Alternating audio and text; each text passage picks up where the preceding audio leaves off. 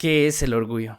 Según la Universidad de Oxford, la definición es la siguiente: exceso de estima hacia uno mismo y hacia los propios méritos por los cuales las personas se creen superiores. Y aunque este término puede ser utilizado de una manera positiva, en este episodio les quiero hablar del orgullo que arruina nuestro corazón. Hola, soy Andrés y esto es Humanoide.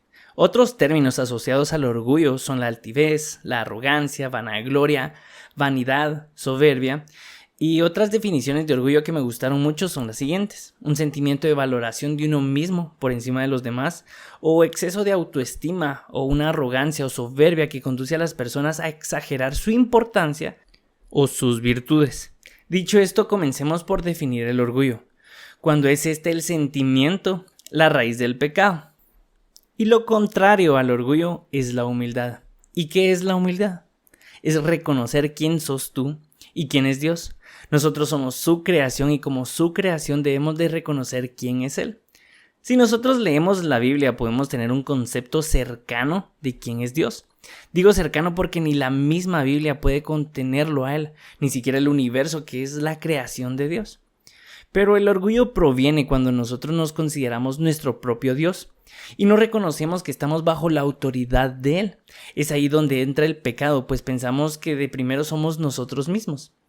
Podemos pensar que al creer en Dios somos humildes y no orgullosos. Pero ¿de qué sirve creer en Dios si hacemos nuestra propia voluntad? El ejemplo más claro es Satanás. Él fue el ángel más hermoso de la creación, según Ezequiel 28, y por querer ser igual a Dios, pecó contra él. Isaías 14 dice que él quería subir al cielo por encima de las estrellas de Dios y ahí poner un trono. Otro ejemplo es Adán y Eva cuando pecan en el Edén. Lo hacen porque Satanás, quien llegó disfrazado de una serpiente, les miente y les hace creer que ellos serían iguales o superiores a Dios si comían del fruto del conocimiento del bien y del mal. Entonces podemos decir que cuando no aceptamos la soberanía de Dios sobre nosotros, estamos siendo orgullosos. ¿Saben? Ser humildes no significa creer en Dios, sino hacer su voluntad. Ser humildes no significa ir a la iglesia los domingos o escuchar un mensaje en línea, sino vivir en santidad. Ser humildes no significa publicar cosas de Dios, sino reconocer su poder y majestad. Suena duro, pero es la realidad. Creemos ser humildes, pero actuamos y vivimos bajo nuestra propia voluntad, donde satisfacemos nuestros deseos momentáneos, donde no importa cuál es la voluntad de Dios, lo primero es satisfacerme a mí. Y creemos que esto es amor propio, pero no. Esto es un autosabotaje, porque es lo que Satanás quiere que creamos. Que somos humildes, pero al final del día estamos haciendo nuestra propia voluntad. Entonces, ¿dónde está la voluntad y la soberanía de Dios sobre nosotros? Dios había preparado un lugar. El Edén era un lugar especial para el hombre, pero el pecado hizo que nos echaran de él. Ese es el propósito de Satanás, que al igual que él todos seamos echados del lugar especial que Dios creó para nosotros. ¿Y qué es lo que dice la Biblia de los humildes y de los orgullosos? Salmos 10:4. Los malvados son demasiado orgullosos para buscar a Dios. Parece que piensan que Dios está muerto. Pero luego David escribe el siguiente salmo. Salmo 138:6.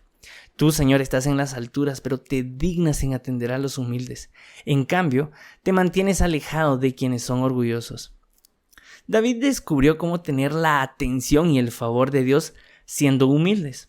La Biblia dice que David fue un hombre conforme al corazón de Dios. No porque fuera un hombre que no cometió pecados ni que fuera perfecto, sino que cada vez que cometió un error, él se arrepintió y se humilló delante de Dios. El Salmo 51 es un claro ejemplo de lo desgarrada que estaba su alma y de lo arrepentido que estaba al pecar. Pero no solamente fue humilde al pecar, sino también cuando pasaba pruebas. En los días negros, en los días difíciles, en los desiertos que tuvo que atravesar.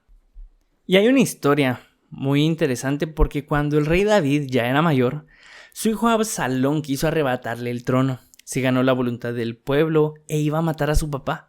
Pero David pudo huir y salir corriendo de su propio pueblo donde él era rey. David pudo pensar, ¿por qué a mí? ¿Acaso no le he servido a Dios toda mi vida? ¿Acaso no he hecho su voluntad? Pero si soy bueno, ¿por qué me pasa esto a mí? ¿Dónde está Dios para defenderme? ¿No fui yo quien salvó al pueblo de Israel de las manos de Goliat? ¿Por qué otra vez si ya estuve encerrado en cuevas huyendo de Saúl y ahora otra vez? ¿Hasta cuándo, Dios? Pero entonces aparece un personaje en la vida de David, Simei. Él era un familiar del antiguo rey y mientras David huía, él tomó piedras del camino y se las empieza a lanzar a David y lo empezaba a insultar. Segunda de Samuel 16. Abisai, el jefe de su guardia personal, le dijo al rey: ¿por qué permite su majestad que este inútil lo ofenda? Déjeme usted ir a cortarle la cabeza. Pero el rey le dijo: no te metas en mis asuntos. Tal vez Dios lo mandó a maldecirme. Si es así, nosotros no somos nadie para impedírselo. Enseguida, David le dijo a Abisai y a todos los sirvientes: déjenlo que me ofenda todo lo que quiera, pues Dios le ha dado y ha ordenado hacerlo. Si hasta mi propio hijo quiere matarme, con más razón lo hará este hombre de la tribu de Benjamín. Pero cuando Dios vea lo mucho que estoy sufriendo, tal vez me envíe bendiciones y no maldiciones. David estaba pasando un muy mal día y se podía quejar y maldecir a Dios por todo lo que estaba pasando, pero dejó que todo esto pasara y decidió ser humilde porque sabía que Dios era soberano. Otro ejemplo es Job. Job era un hombre bueno y en cuestión de un día todo lo bueno que tenía fue destruido. Su ganado robado, sus hijos muertos, su esposa lo deja y él se enferma. Pero al final de Job dice lo siguiente: lo que antes sabía de ti era lo que me habían contado, pero ahora mis ojos te han visto y he llegado a conocerte. ¿Por qué dice esto Job? Porque al perderlo todo, al ser humillado por sus amigos, él empezó a quejarse con Dios en medio de la prueba. Pero en el capítulo 38 Dios le responde lo siguiente: ¿quién eres tú para dudar de mi sabiduría si todo lo que has dicho son tonterías? Vamos a ver qué tan valiente eres. Ahora yo te voy a hablar y tú me vas a escuchar. Si de veras sabes tanto, dime dónde estabas cuando puse las bases de la tierra. Tú no sabes quién la midió metro a metro, quién puso la primera piedra y en dónde descansan sus cimientos. Y luego Dios empieza a describir todas sus maravillas y de cómo fue la creación de la tierra.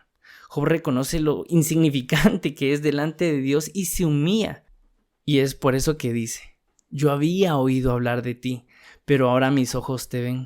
Por lo tanto me retracto de lo que he dicho y me humillo hasta el polvo y las cenizas. Y al final del libro, Dios le da mayores riquezas de las que tuvo al principio.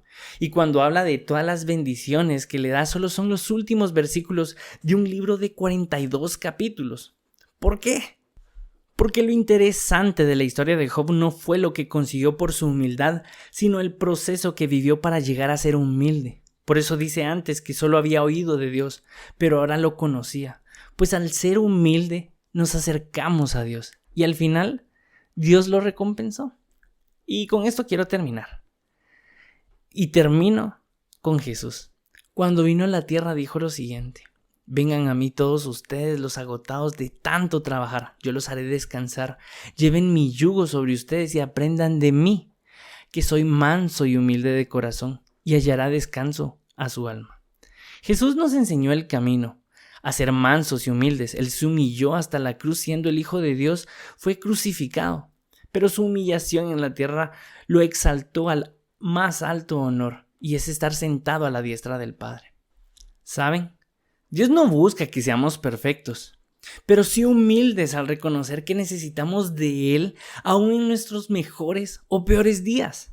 Y cuando estemos pasando por un mal día, recordemos que es una gran oportunidad para aprender a ser humildes. Pues cuando somos verdaderamente humildes nos podemos acercar a Dios y conocerlo verdaderamente.